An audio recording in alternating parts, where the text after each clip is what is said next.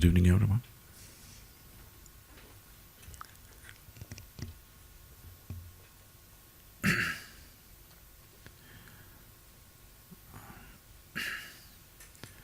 When you say spirituality for leadership, whether you're running an industry or plowing a field, you're managing a small family or managing the whole nation. It doesn't matter what level of activity an individual human being is performing.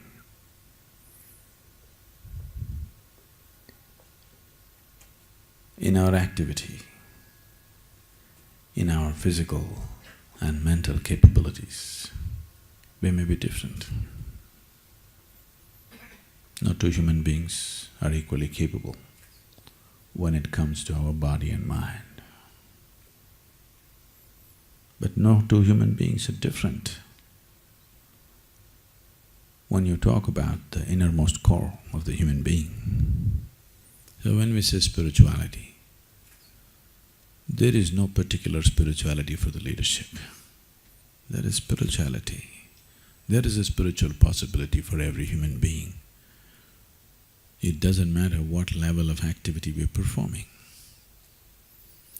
Now a title like this comes up everywhere in the world because somewhere we are beginning to think, is it needed for the leadership?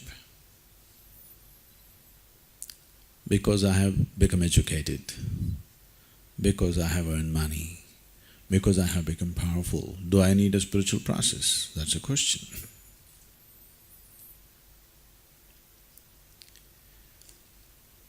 There are many ways to look at what is a spiritual process. Unfortunately, an enormous amount of misconception has happened when we say a spiritual process. Unfortunately, there has been a terrible misconception in the world as to what is a spiritual process.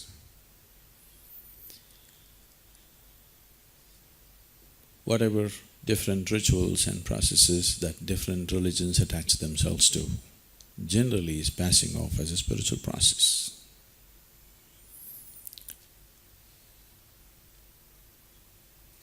Let me establish a fundamental difference between spirituality and religion.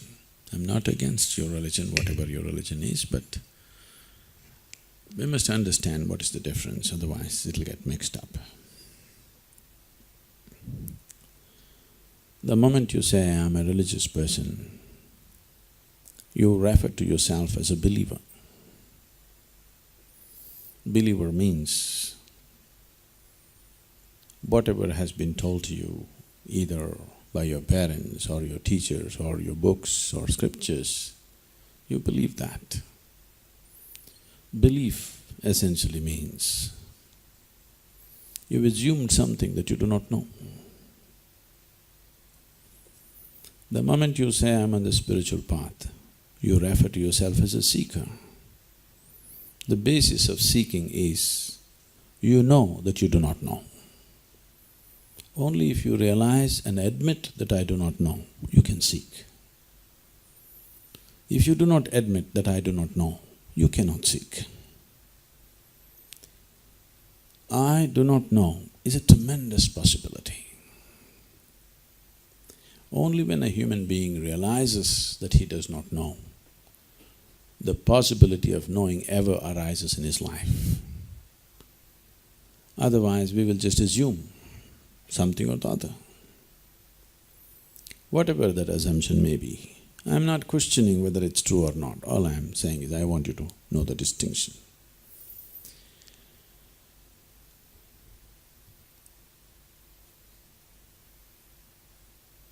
Today, in the name of religion, we have fractured the humanity in such a way that it looks almost unfixable. No? Does it look like fixable? It looks almost like it's unfixable. Because the moment you believe one thing and I believe something else, conflict is inevitable. Today or tomorrow, it's bound to happen. Why can't we be human enough, sincere enough to admit what I know, what I do not know, I do not know. Is it okay? Is it okay? Whatever I do not know, I believe. This is the trouble, isn't it? Especially if you want to run your industry, especially if you want to run your business as well, it's extremely important you know your capabilities and your limitations. If you believe fanciful things, you're heading for a disaster. With belief, you get confidence. If you believe something, you will become very confident. Confident is a very poor substitute for clarity. Wherever there is no clarity, people try to fill it up with confidence. Confidence is a horrible thing. It's caused terrible damage to the planet. When you do not know, it's better to be diffident. People who do not know, if they're confident, they'll trample the whole world. If there is clarity, then you will walk through the world effortlessly. If there is no clarity, for example, let's say this is the world, this whole room is the world. My vision is not clear, I cannot see where you are, but I am very confident. You know what will happen? I'll walk all over you. If my vision is clear, I'll walk through this crowd without touching a single person. So confidence is not a substitute for clarity. Instead of working towards clarity, we have tried to build confidence by believing something. You're getting very serious. The only reason why the whole world is not naturally spiritual is because you're dead serious about your life. Really. You're too serious about everything. That's the reason spirituality doesn't come to you naturally. Otherwise, it would be very natural for you to say, you're born one day, you'll die another day, you don't know where you came from, you don't know where you go. It would be very natural to wanting to know what is the nature of my existence. It's not that somebody has to come and teach you. It is very natural for human intelligence to inquire, what is this about? What is my life about? But such inquiry doesn't come because you're so dead serious. So spiritual process is essentially about enhancing your perception, to see life with utmost clarity, to be able to perceive the life process in its full depth and dimension, not to assume things, not to believe things which are not in your experience, but to bring things into your experience. Right now, your whole perception of life is limited to the five senses. You know life only by seeing, hearing, smelling, tasting and touching. This is the way you know life. Everything about your life is limited to these five sense organs. Right now, if you fall asleep, that's not an instruction. Okay. For sure, I disappear in your experience. People around you will disappear, the world will disappear. You also will disappear in your experience, isn't it? The body is going on full scale. There is scientific evidence that your mind is also going on. The world is of course going on. Everything is on, but in your experience the world is obliterated and you're also obliterated. Simply because the five sense organs have shut down. So the whole experience of life is happening through sense perception. These sense organs in the very nature of things can perceive only that which is physical. You can see, hear, smell, taste and touch only that which is physical. Physicality of life is like the peel of the fruit. It has no purpose of its own. If you eat the fruit, the peel goes straight to the trash. Now we are sitting here, this is very important, this body. We have to feed it, we have to clothe it, we have to decorate it, we have to pamper it in so many different ways. Tomorrow morning, that's something inside which you never experienced. If that something goes away, nobody wants to deal with this one. Only because there is fruit within, the peel is valuable. Once the fruit is gone, nobody wants to deal with the peel. When your experience of life is limited to five sense perception, life is like you're eating only the peel of the fruit. If you're eating only the peel of the fruit, how life should be? It should have been bitter, but the peel, because of its association with the fruit, has imbibed a few spots of sweetness. Somewhere nature trusted your intelligence. If you put a drop of honey there and put the honey jar up there, even that little ant which has 1/1,000,000th of your brain, if you taste the honey, it goes straight for the jar. Somewhere nature trusted your intelligence, that if it puts a drop of sweetness into the peel, you will naturally go for the fruit. Humanity is doing everything to disprove that right now, trying hard. People are trying to make fruit juice out of the peel. We are not against the peel. If you reject the peel, you will reject the fruit also. You cannot reject the peel. You have to go beyond the peel if you have to taste the fruit. Otherwise, life will be just like that on the surface. So spiritual process means that the very core, the very depth of your life has come into your experience. It is no more an assumption, it is a living force with you. What did you eat for lunch? Don't tell me.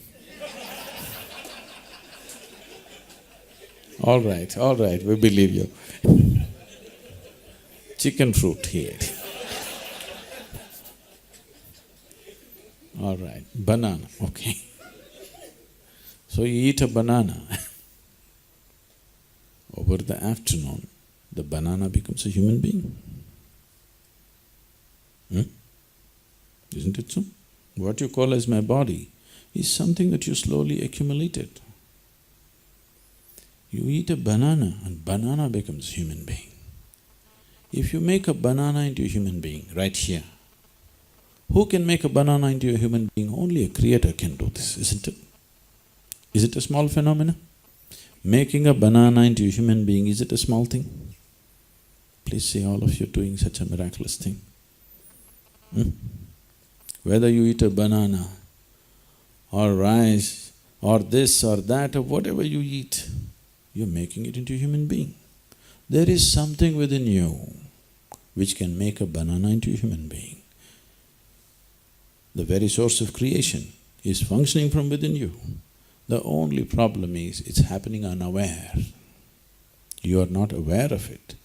Consciously, if you could convert a banana into a human being, you are definitely the very creator, isn't it?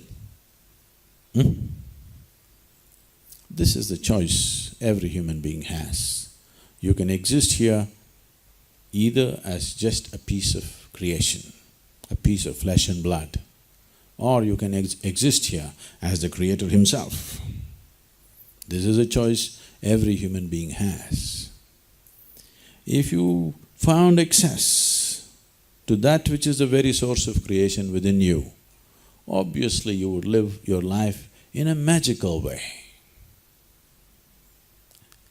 A human being is equipped to live his life in a most miraculous way, if only if he is in touch with that source of creation within himself. Otherwise, he exists here like any other creature on this planet, not even as good as them.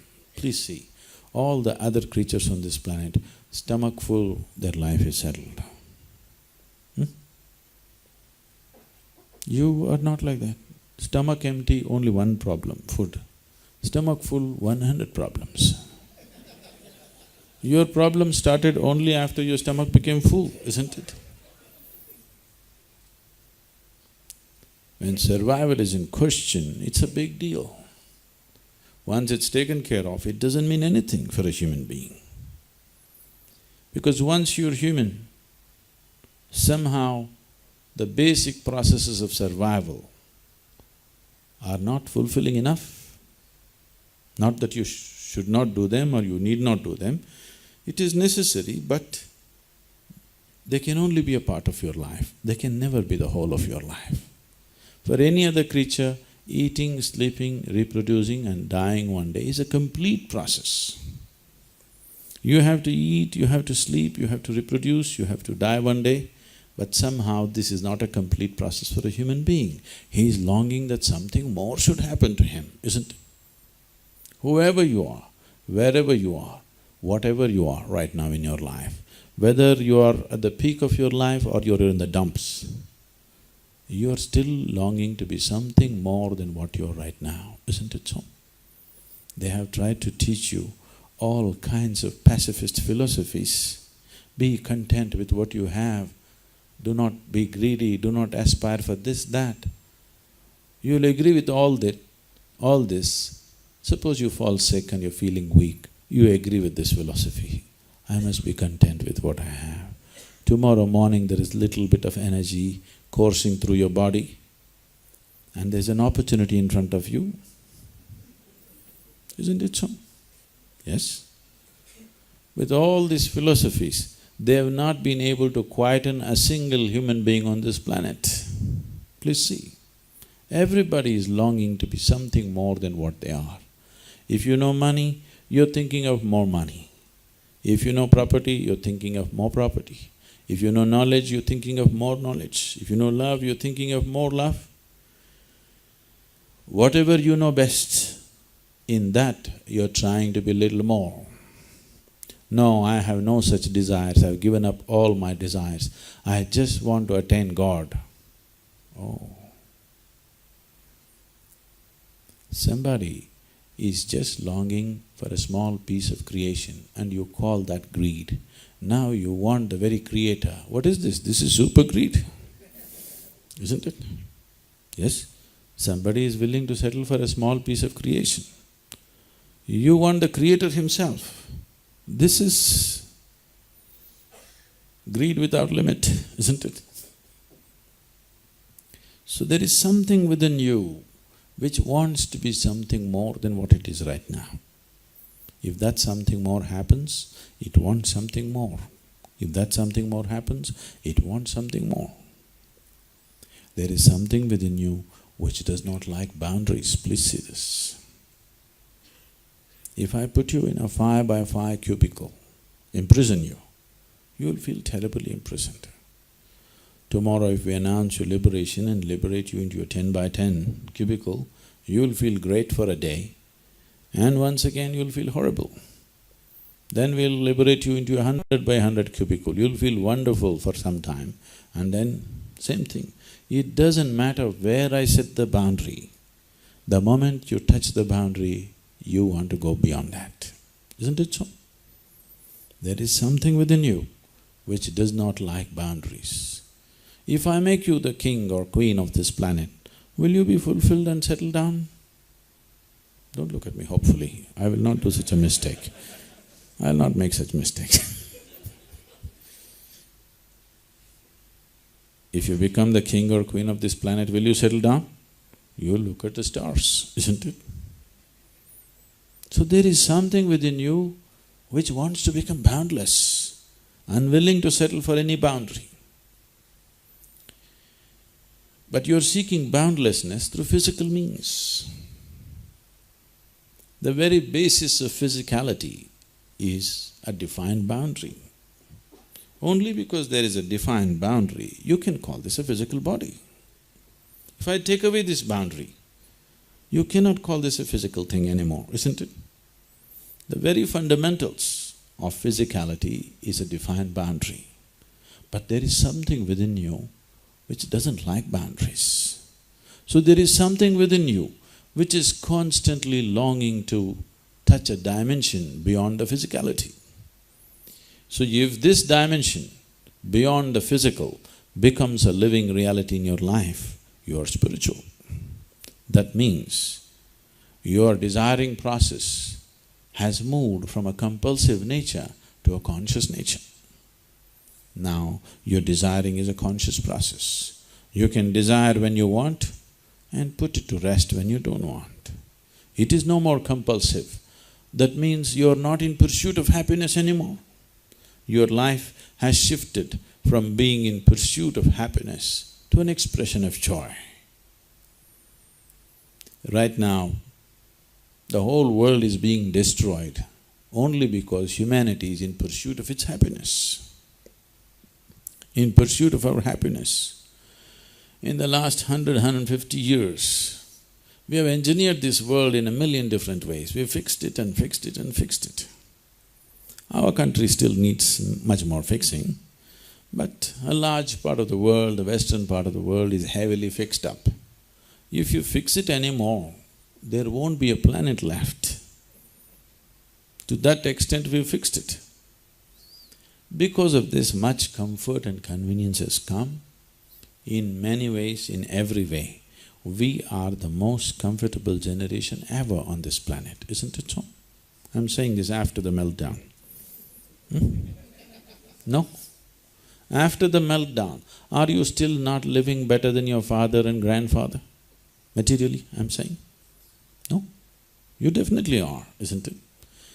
Never before another generation of people have known these kind of comforts and conveniences. But we cannot say we are the most joyful generation on the planet, most peaceful generation on the planet, most loving generation on the planet. No. In many ways, we are becoming the most whining generation on the planet. All the time we are whining, complaining and complaining and complaining. In many ways, we are becoming the most neurotic generation ever on the planet. For sure, in every way, we are the most, till now, the weakest, physically weakest generation on the planet is this one. Yes, you agree with me? We are the physically the weakest generation ever on the planet.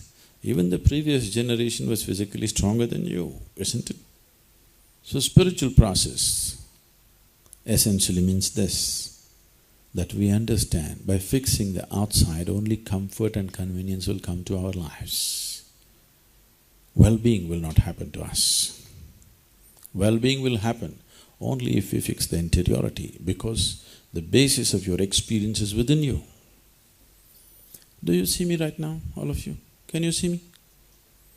Where am I? Just point out right now. Where am I? Use your hands. Where am I? Oh, you got it completely wrong. You know I'm a mystic.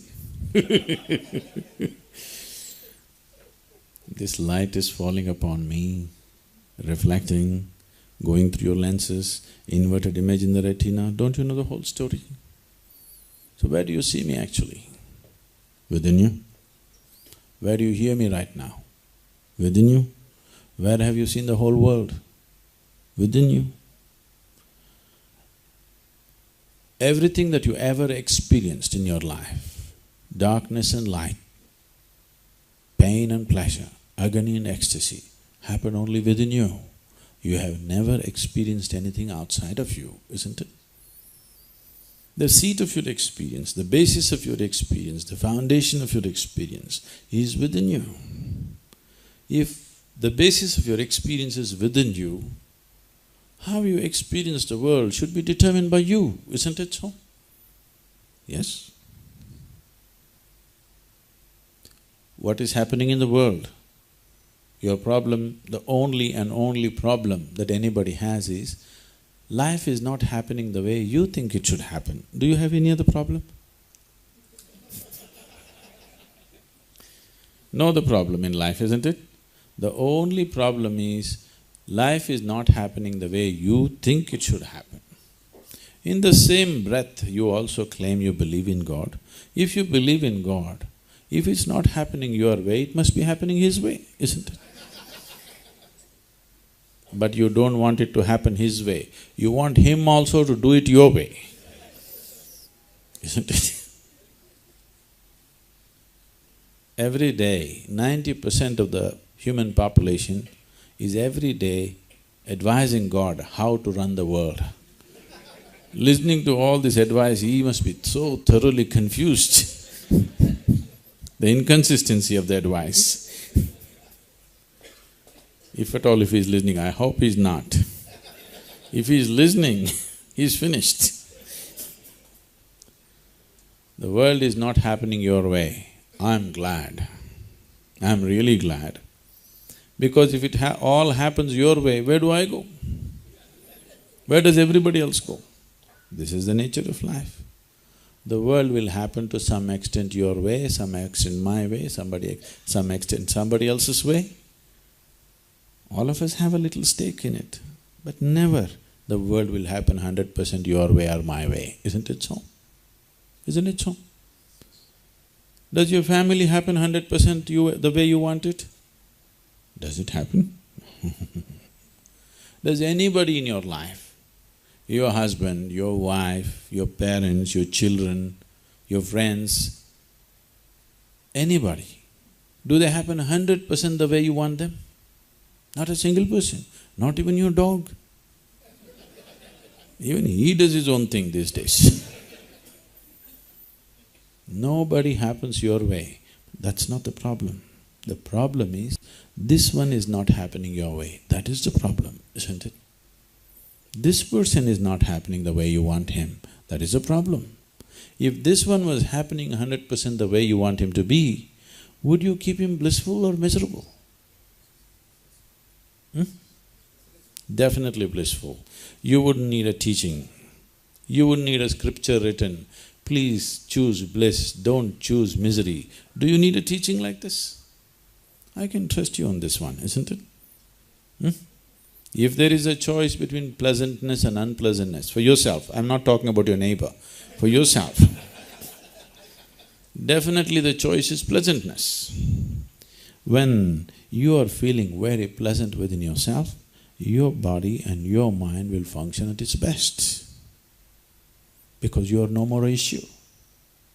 Only when you are no more an issue, you can deal with the outside issues to the best of your ability.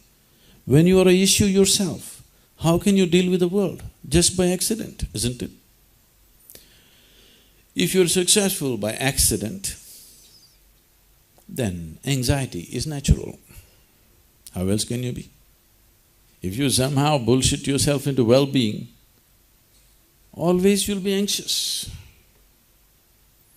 On a certain day, a bull and a pheasant were grazing upon the field. Bull was grazing upon the grass, the pheasant was picking ticks off the bull. Partnership. There's a huge tree at the edge of the field. The pheasant very nostalgically looked up at the tree and said, "Oh, alas, there was a time when I could fly to the topmost branch of the tree. Now I do not have enough strength in my wing even to get to the first branch of the tree." The bull very nonchalantly said, "Oh, that's no problem. Eat a little bit of my dung every day. Within a fortnight you will get to the topmost branch of the tree." Pheasant said, "Come on, what kind of nonsense is that?" Bull said, "Really, try and see, the whole humanity is on it." Very hesitantly, the pheasant started pecking at the dung, and lo, on the very first day it reached the first branch of the tree. Within a fortnight it reached the topmost branch of the tree. It went and sat on the topmost branch of the tree, just beginning to enjoy the scenery. There was a farmer who was rocking on his rocking chair. He saw a fat old pheasant sitting on top of the tree. He pulled out his shotgun and shot the bird off the tree. The moral of the story is, many times you can bullshit yourself to the top, but it'll never let you stay there. It is not that you do not know joy. It is not that you do not know peace. It is not that you do not know blissfulness. It is just that you are not able to stay there, isn't it? Isn't it so? How many of you can sincerely say this? In these many years of your life, you spend at least one single day in your life, that is 24-hour segment, where there is not a moment of irritation or agitation or anger or anxiety, anything. You just went through 24 hours blissfully. Very few people on the whole planet can raise their hand and say yes to this, very few. In these many years, 24 hours did not happen the way you wanted. You want your life to be pleasant, isn't it? Even 24-hour, one 24-hour segment in all these years of life did not happen the way you wanted. I think it's time we really look at the fundamentals, what we are doing with ourselves, isn't it? If your mind is not taking instructions from you, I'm sure there is going to be a lot of problem making other minds taking instructions from you, isn't it? See, any instrument is useful to you only if it takes instructions from you. Right now, this microphone, very useful for me because it's amplifying what I say. If it starts saying its own things, I better not be here, isn't it? If your mind was doing what you wanted to do, would you keep yourself blissful or miserable? Definitely blissful. So the only reason is, your basic faculties are not taking instructions from you. It's as simple as that. To be blissful, to be joyful is not the ultimate goal of life. Happiness is not the ultimate goal of life. Only if you're happy, your life begins. Otherwise, your whole life goes just in pursuit of happiness. If you want to enjoy your dinner today, you must be happy, isn't it? Yes or no? Enjoying your dinner is not the highest goal of your life. It is the square one of your life, it is the A of life, it's not the end of life, you know. So to be peaceful and happy is not something that you achieve at the end of your life. That is the way you must begin your life, isn't it? If you want to know something about this life, otherwise you will just go as a psychological process without knowing anything about this life. Then managing 10 people must be a torturous thing. When you're not able to manage this one, managing all these people must be freaking you out, isn't it? Because if this one is not listening to you, why would that one listen to you, I'm asking? Then you have to do policing, not management, you know. You have to do policing all the time, anxiety. If we have to manage something, if we have to climb into positions of responsibility and power, one of the foremost things that one must do is, first of all, take charge of this piece of life completely. If you're totally in charge of this one, then handling the outside to the best of your ability will naturally happen. When it comes to outside realities, no two individuals are equally capable, we are all differently capable. But the question is just this, are we working to our full potential or not? That's all the question is. Am I working like somebody else? That's not the point. Am I able to use my full potential? That is all the thing is. A mango tree is not trying to yield coconuts. That would be ridiculous.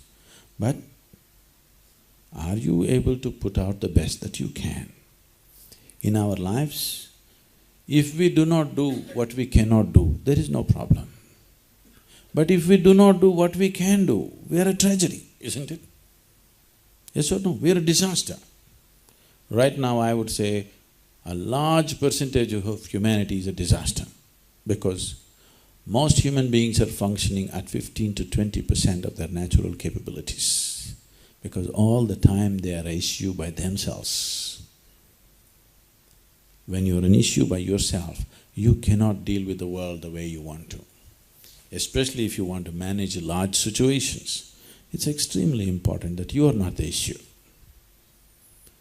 So, spiritual process means the first step, this is not the ultimate, the first step of spiritual process is to make yourself in such a way that you're joyful by your own nature, not because of somebody, not because of something. You're joyful by your own nature. That means you are not an issue anymore in the world. Once the fear of suffering is gone, only when the fear of suffering is gone, you can take full strides in your life. Otherwise, every step that you take will be only a half a step. Annoyed more all the time. Isn't it? Isn't it so? Always the problem is, what will happen to me, what will happen to me? Whatever happens, this is how I will be. If this assurance is not there within you, you will never take a full stride in your life, you will take only half steps in your life. So, spiritual process is not about looking up, looking around or looking down. The spiritual process is about looking inward and exploring the full potential of what this is. All I am saying is, before you fall dead, I'm sorry, anyway you'll all die one day, is it okay? It's not my wish. I wish I bless you with a long life, but anyway you will die one day, with the blessing or without the blessing. Yes or no? Is it okay? Is it all right? Before you fall dead, whether you will explore the cosmos or not, at least you must know this piece of life fully, isn't it? If you go without even knowing this, that's a wasted life. You must know this piece of life absolutely. This is all I know. I have taken a lot of effort to remain uneducated. It's not a simple thing, really. From the moment you are born, your parents, your teachers, your friends, your society, everybody is trying to educate you all the time. To remain uneducated, not to be influenced by any of those things, do you know how much effort it takes? You think education takes effort. Try to remain uneducated and see, it takes a phenomenal effort. So, this is all I did, to constantly be aware that I'll never get educated by anybody. The only thing I know is, I know this piece of life from its origin to its ultimate, that's all I know. If you know this piece of life absolutely, by inference, you know everything that's worth knowing, just everything. You don't have to study anything, you don't have to know anything. If you know this piece of life, the way this is made, this is the way the whole cosmos is made. This is a mini cosmos by itself. If you try to explore the cosmos, you will only get lost because you do not know where is the beginning, where is the end. Nobody knows, isn't it? With all the scientific exploration, we are more confused than ever before. Really. The only reason why science has survived is because of the offshoot of technology. Look at science without technology, without the technological benefit. Just look at the fundamental science and see, it's a thoroughly confused lot. Every 5 years they change their opinion about everything. Really. Only because it's throwing out technology, everybody values science. If there was no technological outcome from the science, I'm not ridiculing science. What I want you to know is, if you try to know the existence or the nature of the existence by outward exploration, it will continuously confound you, because it is not something that anybody can study. It's come to a point where modern physicists are openly admitting, we will never know, but we will continue to expand our knowledge. That's a very sensible conclusion to come to. But they're admitting we will never know. But the nature of the existence can be known from within, because the source of creation and this piece of creation are right here with you, within your perception. It is just that right now your perception is all outward bound. You can see what is around you, but you cannot roll your eyeballs inward and scan yourself. You can hear that. So much activity in this body, you cannot hear that. Even if an ant crawls upon this hand, you can feel it. So much blood flowing, you cannot feel it. Because in the very nature of things, sense organs are outward bound. but the basis of your experience is within you. Sense organs open up. The moment you come out of your mother's womb, sense organs open up. I want you to understand, when you were in your mother's womb, your sense organs were not functioning. Only when you came out, they got turned on, because they are necessary for your survival. Without it, you wouldn't be able to survive.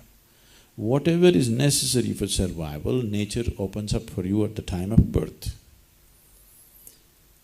What is beyond survival, unless you strive, it will not come to you. See, as an infant, suppose you got lost in a jungle without any human contact and you grew up somehow, if something edible came in front of you, would you take it and stuff it into your ears? Would you be confused? Or nostrils? You know where it should go. Things that concern survival, you would naturally know, isn't it? But you wouldn't know how to speak, you wouldn't know how to read, you wouldn't know how to write. All these things have come to you only because of a certain amount of striving.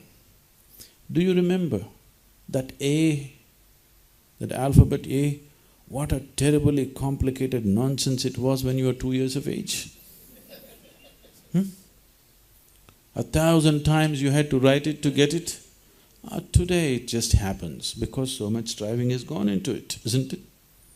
So anything that is not a survival process, without striving, it'll not open up for you. It'll not yield for you. Similarly, the inner dimension will not yield for you unless you pay the necessary attention to it. All your attention is outward bound with your sense organs, so this remains unattended. But the very basis of your experience is here. Right now, this moment, the quality of your life is not determined by what kind of house you're living in, what kind of car you drive, what kind of clothes you're wearing, how peaceful and joyful you are within yourself. This is the quality of your life, isn't it? No? How you're within yourself right now, this is the quality. I was… we have a little school in the ashram, it's called Isha Home School. I went there a few months ago, and these little children, 8, 9-year-old boys, they come up to me and say, Sadhguru, is this life true or is it a dream? Whoa. These 8-year-old kids asking me, is this life true or is it a dream? I looked at them and said, well, life is a dream, but the dream is true. Oh, go Sadhguru, always you're like this only. See, what's happening in your mind? Right now, your whole experience of your life is essentially the way you think and feel, isn't it? Isn't it so? What you think and what you feel is your dream, isn't it? At least the damn dream should happen the way you want it. No? At least that much should happen, isn't it? The world doesn't happen your way, doesn't matter. At least your dream should happen the way you want it. That's not happening your way, that's the problem right now. You went out, somebody told you, you are the most wonderful person in this world. You started floating on cloud, what number? Oh, come on.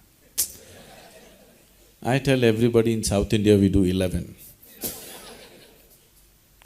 So you were floating on cloud whatever number, and floating you came home. People at home told you who you really are. Just collapses. Right now the problem is just this, your well-being is too fragile, isn't it? Just anybody can hijack it. No great calamity need to happen in your life to make you miserable. Somebody said something, that makes you miserable. Somebody was supposed to say something, they did not say it, that makes you miserable. Somebody looked at you, that makes you miserable. Somebody was supposed to look at you, they did not look at you, that makes you miserable. No great calamities, just anything. Go stand on any of the main streets in Coimbatore, hundreds of people are passing every minute. How many joyful faces do you see? How many? If you see any, usually they're young faces. Over 30 faces are all long faces. What's happened to them? For most of them, their lives have happened far better than they ever imagined. Is that so? I was speaking to a group of people at the Princeton University in New Jersey, and in the universities particularly, the faces are extra long. Maybe it is the weight of knowledge or something, I don't know. I looked at them, all of them were sitting like this, PhD written on their face. Then I asked, what happened? Why all these people over 30 are sitting with such long faces? One lady stood up and said, they're all married. I thought people are getting married to multiply their joy. If people are getting married to multiply their misery, we need to do something about this, isn't it? It is… just show me something that human beings are not suffering right now. If they're poor, they're suffering their poverty. If they're rich, they're suffering their affluence. They're uneducated, they're suffering that. If you educate them, they're suffering that. If they're unmarried, they're suffering that. If they get married, no children, they're suffering that. Children, they're suffering that. Looks like you're suffering everything about life, so let's offer you death. That also they'll suffer. What is it? Show me one thing that human beings are not suffering right now. Everything, isn't it? On a certain day, Shankaran Pillai went to the office and he was looking really miserable. The boss looked at him. He was looking particularly miserable, not general misery, particularly heavy misery. So, he asked, why are you like this? Something wrong? He said, today morning, my mother passed away. Then the boss said, then why have you come to work? You please go rest at home, do something. There's no need for you to work today. He said, I've anyway come, I'll work. What will I do at home because my mother died far away, I cannot go. So I will as well work. Boss said, okay, you do whatever you want, and gave him some distance and went away. Later, after 2 hours, he received a phone call.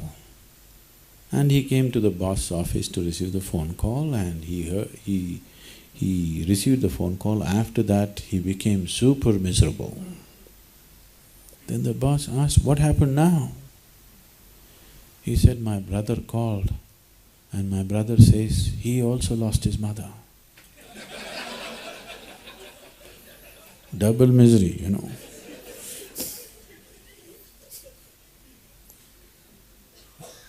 People have become experts in multiplying their misery, and they're calling this human.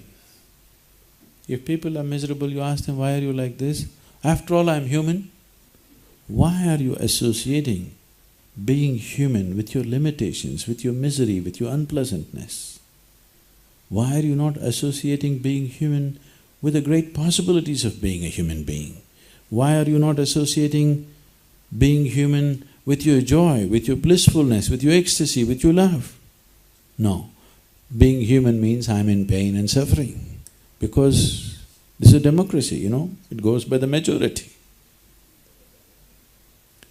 Only because humanity has not realized the immensity of what it means to be human, they have exported everything that is beautiful in human life to heaven. If you say love, they'll say divine love. If you say bliss, they'll say divine bliss. These are all human qualities. We do not know whether God is loving or not. We know human beings are capable of loving when they are willing. Yes? Yes or no? Human beings are capable of love when they are willing. A dog is more capable of love, more willing. If you make yourself in such a way nobody can help loving you, you are a wonderful human being. God loves you.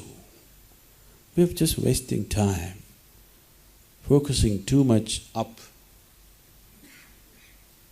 If you're so interested in the other world, why don't you go? We want people who are interested in this world. People are paying too much attention to all the other planets except this one, isn't it? Yes, before they step out of their house, they're looking at all the other planets. If you just pay little attention to this planet, we could live better. Ravi was talking about a plan for Coimbatore. If you look around and see the filth around you, we could do something, yes? Is it beyond us? Is it beyond us, I'm saying? Half the city looks like it's only fit for pigs, not for human beings. I'm surprised we haven't gotten the swine flu all over the town. I'm not trying to insult you, I'm telling you, this doesn't take anything. This just takes little concern to the place where we're living. We are too interested in the damn heaven, not on this planet. That's a big problem, serious problem, isn't it? Yes? Are you interested in this world? Are you? If you're only interested in that world, you must go. You should not postpone your appointment with God even by a day. It's not good to keep God waiting, isn't it? It's not good.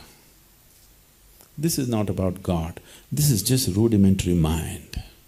This is not about divinity, this is just rudimentary mind finding excuses for the way they are, isn't it? Isn't it so? If you value the Creator so much, you must value whatever He has created too, including yourself. Yes? You must keep this piece of creation in its highest level of pleasantness. You must keep every piece of creation around you in the highest level of pleasantness if you value the Creator, if you have any devotion for the Creator. This is just empty nonsense, an escape, isn't it? Isn't it so? Am I being too harsh on you? I'm very abrasive, what to do? I'm like this only. That's why it took so long for me to come and speak in Coimbatore. Why I'm saying this is,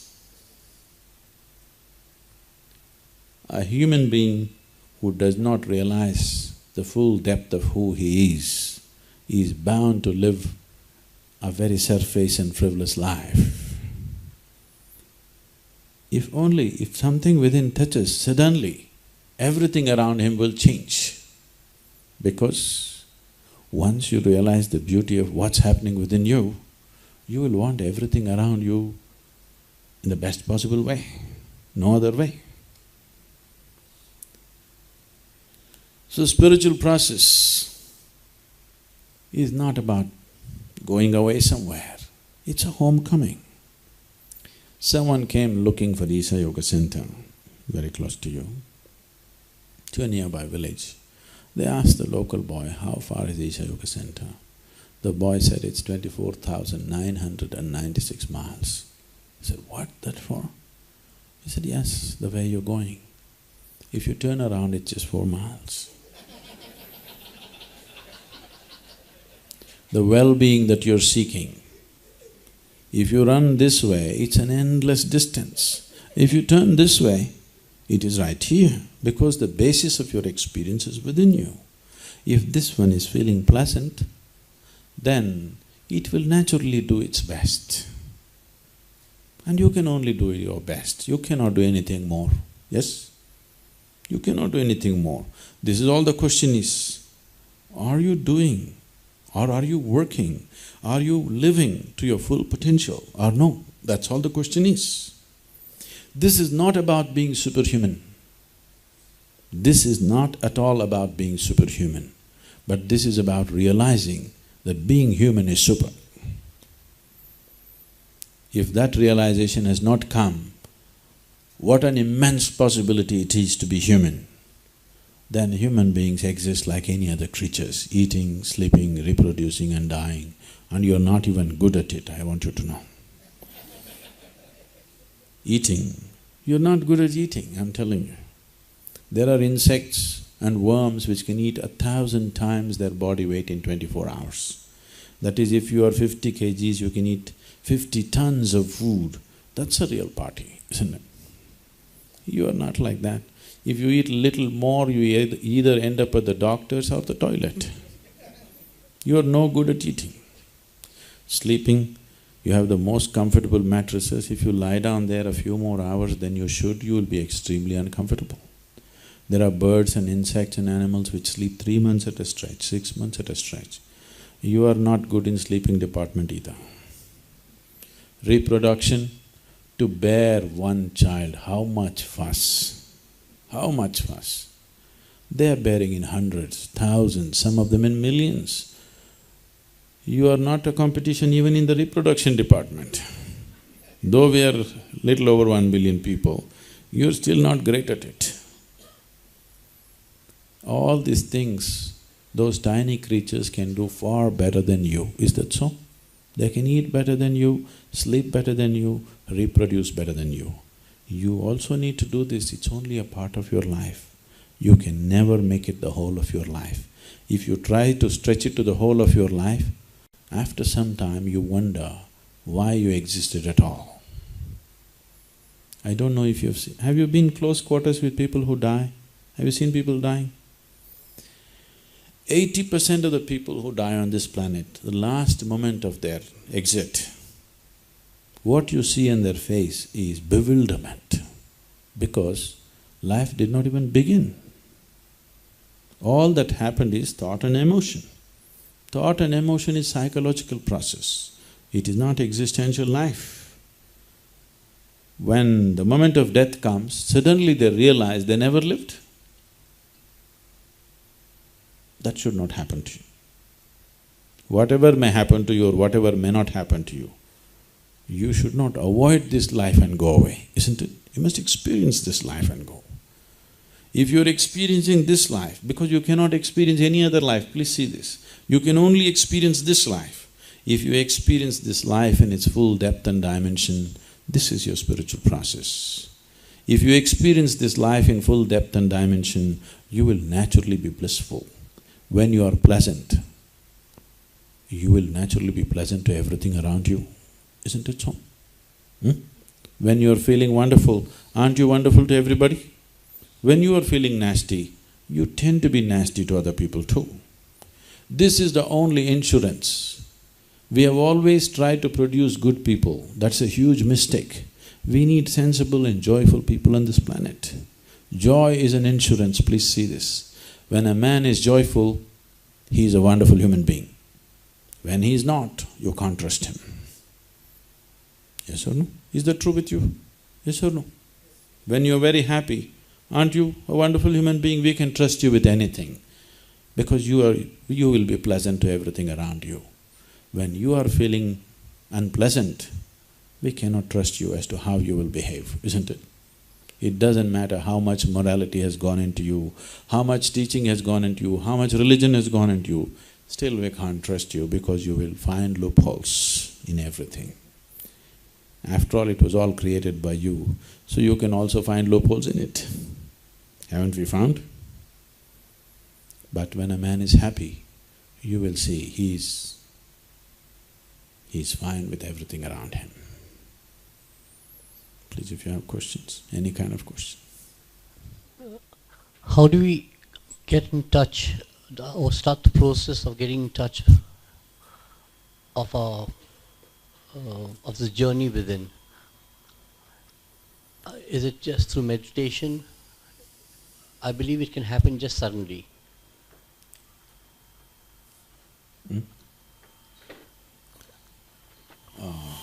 Yes, please.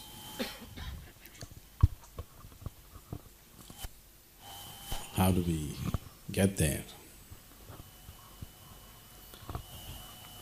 As I said earlier, nothing ails to you unless you pay attention to it.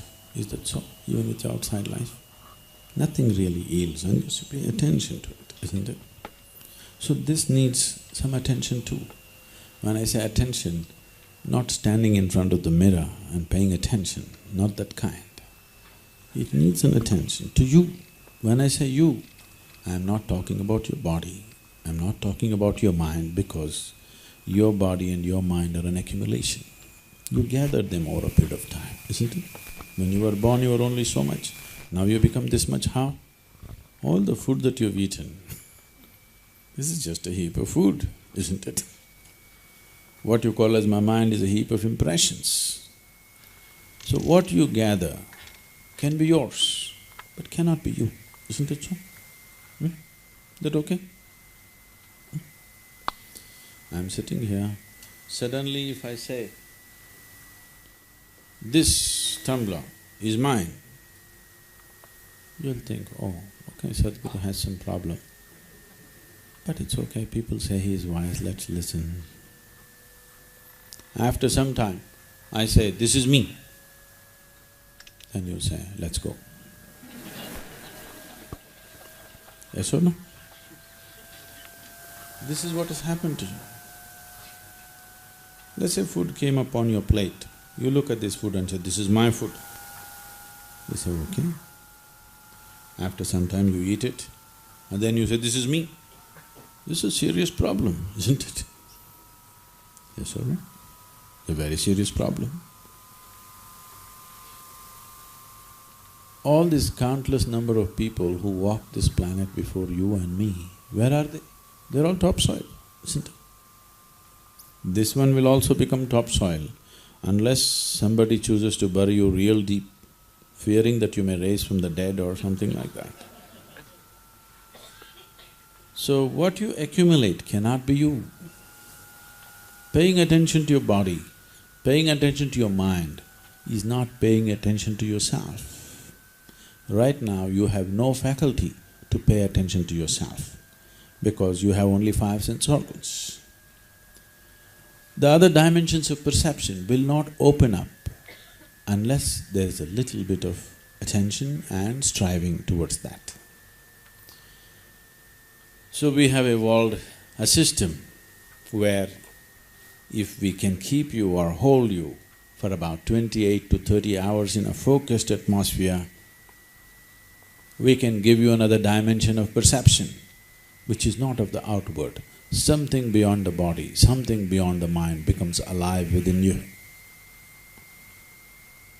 That much attention is needed. We've been trying to evolve various systems to compress this and compress this. We have found if we compress this any more than this, it could become ridiculous.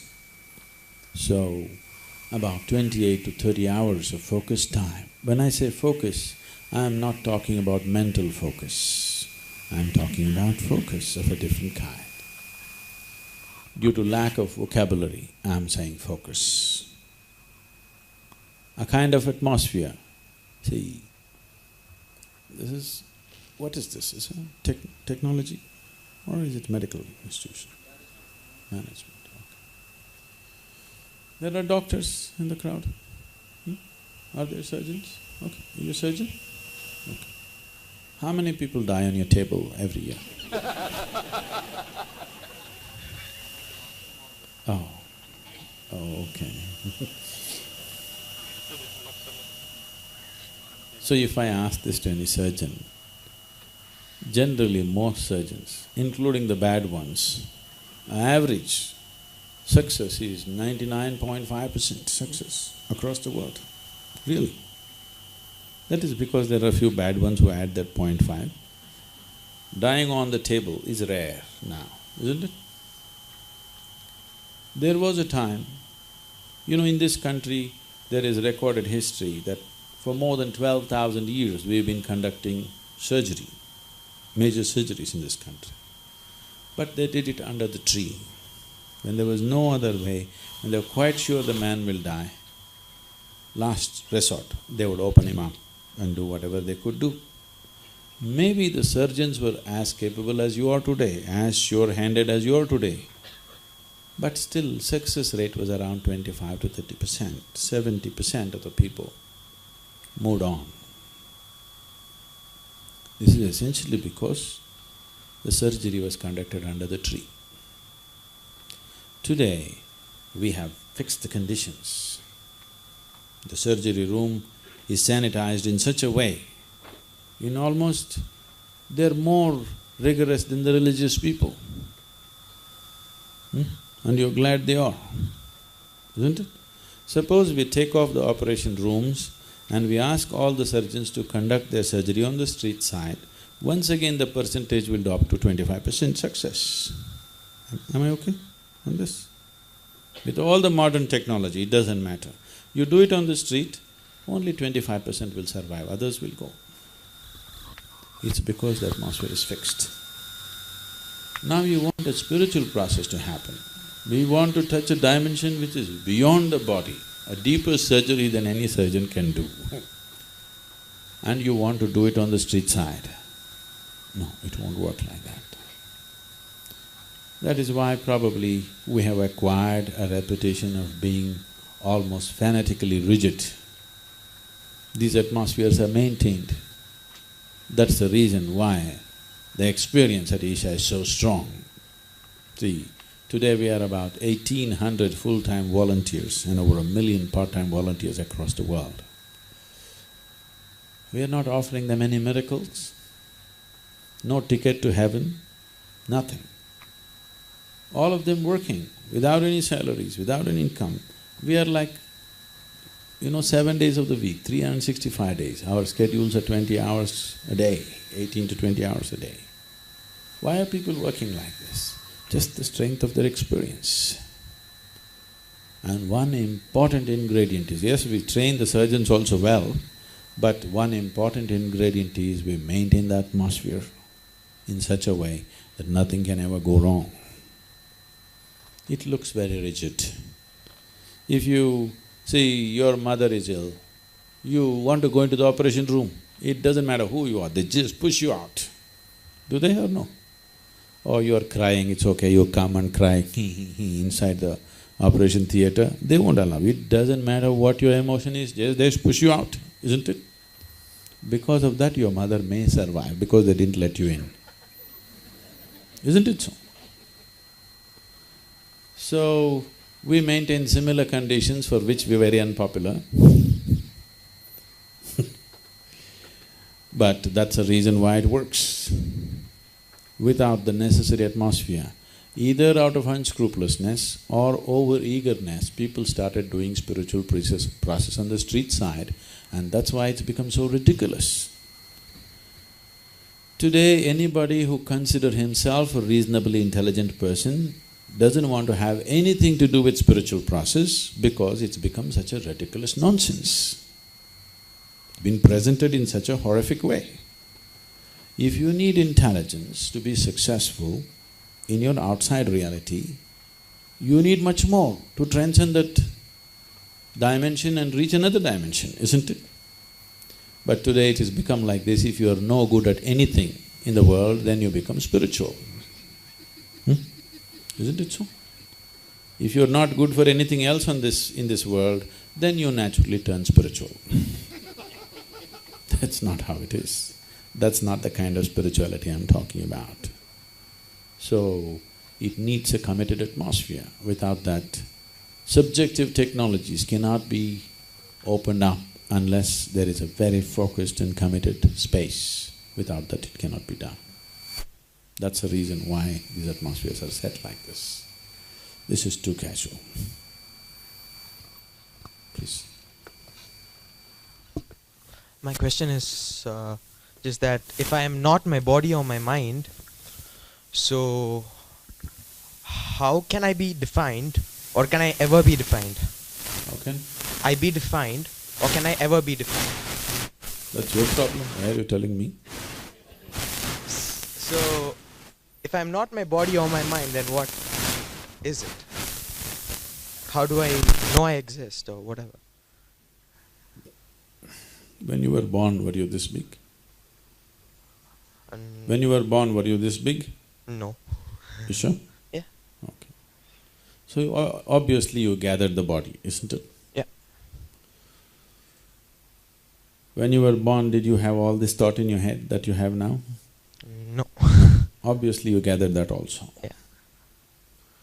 So what you gather cannot be you, isn't it? Yeah. So this is not my invention, this is your condition. Okay. isn't it so? Yeah. It's not my invention. So what am I? Is that what you're asking? Yeah. So this is ridiculous. So now you're in a condition where I can tell you anything I want. So this is what a lot of people have been doing. The moment you ask this question, they'll tell you you're Atman, your soul, you're this, you're that. All that this does is, I'm adding extra vocabulary to you. You're there, now I give you one more word, you're Atman. You're happy for some time. After some time you want to know what is Atman. Then I say Atman is a droplet of Paramatman. You're very happy for some time. Then you come back and say, what is Paramatman? This goes on, I'm adding vocabulary to you, nothing else. So if I essentially speak about something which is not yet in your experience, the only choice you have is either to believe me or to disbelieve me, isn't it? Yeah. If you believe me, you will not get any closer to truth. If you disbelieve me, you will not get any closer to truth. You'll just have a story, yes? Yeah. If you believe me, you will have a nice story. If you disbelieve me, you have a nasty story. But you don't get anywhere. So what shall we do? Tell me. I don't know. What shall we do? I don't know.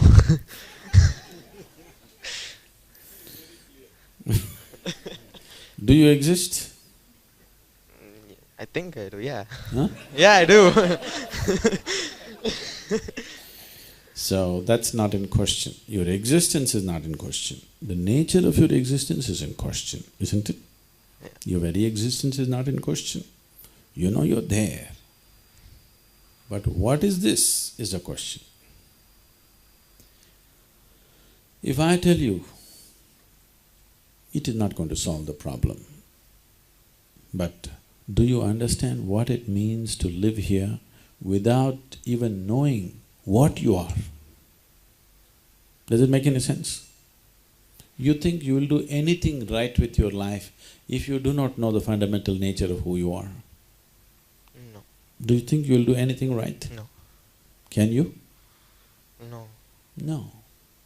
Whatever you do, at some point you'll wonder, is this what it's about? Unless you're totally closed mind, you are completely closed mind, you can just believe something and go on. Otherwise, human intelligence will naturally wonder, what is this all about? Am I wasting my life? Where am I going? This is a natural question. So this is the foremost thing in your life. This is not something that you reserve for the end of your life. This is the first thing that must happen in your life is, you realize the nature of who you are. Only then you can conduct your life in a graceful way. Otherwise, in a knee-jerk fashion you handle your life, you'll do what everybody else is doing. Doesn't matter if everybody is going to hell, you'll go to hell, isn't it? Nobody needs to go to hell because they'll create it right here. Isn't it? There is no need, they long ago dissolved hell. You know this? You don't know? You didn't even read the news? They long ago abandoned hell because people are suffering so much here itself. There is no point, they send them to earth these days if they want them to suffer.